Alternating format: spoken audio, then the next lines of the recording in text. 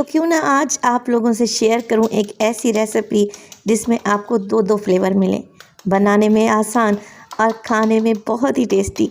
और ऐसी unique recipe जो शायद ही आपने पहले बनाई हो। एक बैंगन और दो आलू से बनाएंगे ढेर सारे ये मज़ेदार से पकोड़े, और बनाने का अंदाज़ इतना मुख्तलिफ है जो यकीनन आप लोगों को पसंद आएगा। बिस्मिल्लाहिर्रहमानिर्रहीम, अस्सलाम वालेकुम। खुश रहें, आबाद रहें, जहाँ भी रहें, हैप्पी रहें और हेल्दी रहें। तो मैं हूँ फ़ाइज़ा और वेलकम करती हूँ आपको चटपटे पकवान में। आज बनाएंगे ढेर सारे आलू बैंगन के पकोड़े, मगर एक ट्विस्ट के साथ।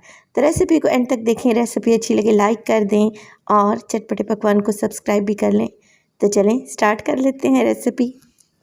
तो सबसे पहले तो हमने बनाना है वो है बेसन का घोल। तो 1 कप ले लिया है मैंने बेसन, छान के रखा हुआ था। और इस पकोड़े के मिक्स को मज़ीद क्रिस्पी बनाने के लिए आधा कप डालूँगी मैं चावल का आटा। अगर ये नहीं आप लोगों के पास तो कॉर्नफ्लोर डाल दें। अब इसमें डालेंगे 1 टीस्पून के बराबर नमक। इसके बाद डालेंगे 2 से 3 चुटकी हल्दी, और इसमें शामिल कर देंगे सुरख मिर्च का पाउडर 1 टीस्पून। इसके बाद आ जाती है जी कसूरी मेथी की बारी। तो हाथों की मदद से मसल कर डाल दें 1 टीस्पून के बराबर। इसमें शामिल करेंगे अजवाइन और इसे भी मसल कर डालेंगे।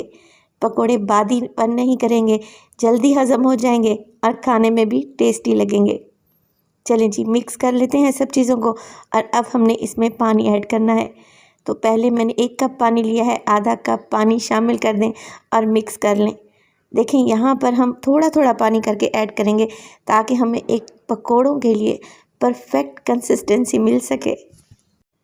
तो अगर ये घोल पतला हुआ तो फ़ौरन से आलू बैंगन के पकोड़ों से उतर जाएगा, और अगर गाढ़ा हुआ तो पकोड़े क्रिस्पी नहीं बनेंगे। लिहाजा इस बैटर में मैंने तकरीबन 1.5 कप पानी का इस्तेमाल किया है। आधा कप पानी देखें बच चुका है। अब यहाँ पर आप कंसिस्टेंसी को चेक कर लें। ये मीडियम है, ना ही बहुत ज़्यादा ये रनी है और ना ही बहुत ज़्यादा थिक है। अब इसमें डालेंगे हरा धनिया 3 से 4 टेबलस्पून और मिक्स कर लेंगे। तो मज़ेदार से हमारे पकौड़े देर तक क्रिस्पी रहें, इसके लिए मैं आपको एक टिप देने लगी हूँ। कढ़ाई में मैंने ऑयल को गर्म करने रखा था। गरम ऑयल डालेंगे तकरीबन 2 टेबलस्पून और फिर मिक्स कर लेंगे। ठंडा ऑयल आप लोगों ने नहीं डालना, गरम ऑयल डालना है खौलता हुआ। और मिक्स करें और इसे एक साइड पे रख दें। पकोड़े देर तक क्रिस्पी रहेंगे इस टिप के साथ। अब यहाँ पर ले लिया है मैंने 1 अदद बैंगन मीडियम साइज़ का, और 2 छोटे साइज़ के मेरे पास है आलू को छील लेंगे, और छीलने के बाद हमने इसके करने हैं स्लाइस। रेसिपी बहुत ही आसान और मुनफरिद है, तो रेसिपी को आप लोगों ने एंड तक देखना है। इंशाल्लाह ये आप लोगों को बहुत ही पसंद आएगी।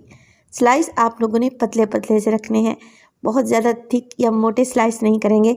चाहें तो पोटैटो स्लाइसर की मदद से भी आप आलू के बारीक स्लाइस निकाल सकते हैं। आलू की थिकनेस भी चेक कर लें। बस इसी तरीके के सारे स्लाइस तैयार कर लें।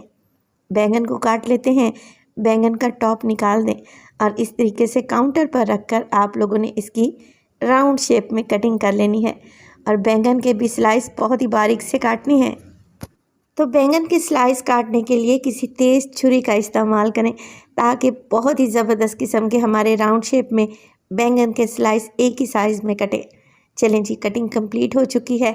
अब यहाँ पर ले ली है मैंने टूथपिक, हर घर में मौजूद होती है। एक टूथपिक उठाएंगे और देखें 1 स्लाइस ले लेना है आपने आलू का और 1 ले लेना है बैंगन का। बैंगन के स्लाइस को नीचे लगाएंगे और टूथपिक की मदद से इस तरीके से इन्हें आपस में जोड़ देंगे। है ना यूनिक और मज़े की रेसिपी। एक ही रेसिपी में आपको 2 फ्लेवर मिलेंगे इंशाल्लाह ताला। तो सारे आप लोगों ने ऐसे ही टूथपिक से अरेंज करके पानी में ही रखते जाने हैं ताकि ये काले ना पड़े।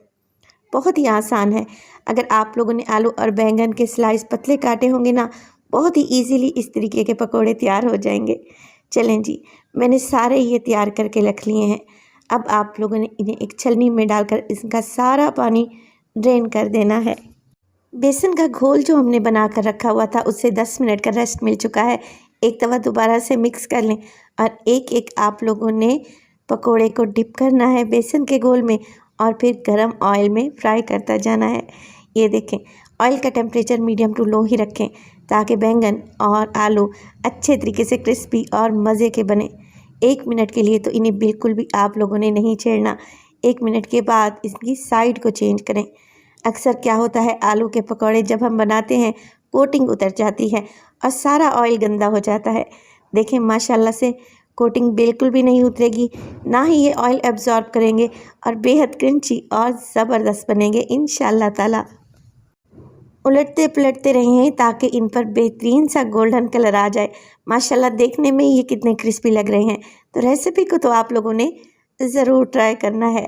चलें जी, एक बैच तैयार हो गया, बाकी के पकौड़े भी मैं ऐसे ही तैयार कर लूँगी। और माशाल्लाह से आप सुने ये आवाज़, कितने क्रिस्पी बने हैं और ये बिल्कुल भी ऑयली नहीं है। आप लोग एक बार इस रेसिपी को बना कर देखें, इंशाअल्लाह ताला आपका दिल खुश हो जाएगा। तो रेसिपी को ट्राई कीजिएगा। रेसिपी अच्छी लगे लाइक कर दें और चटपटे पकवान को सब्सक्राइब भी कर लें। टूथपिक को निकालें और बैंगन और आलू के पकौड़ों को इंजॉय करें केचप या फिर हरी चटनी के साथ। अपना बहुत सारा ख्याल रखिएगा। फ़ाइज़ा को अपनी दुआओं में याद रखिएगा। मुझे दीजिए इजाज़त। टिल देन, अल्लाह निगहबान।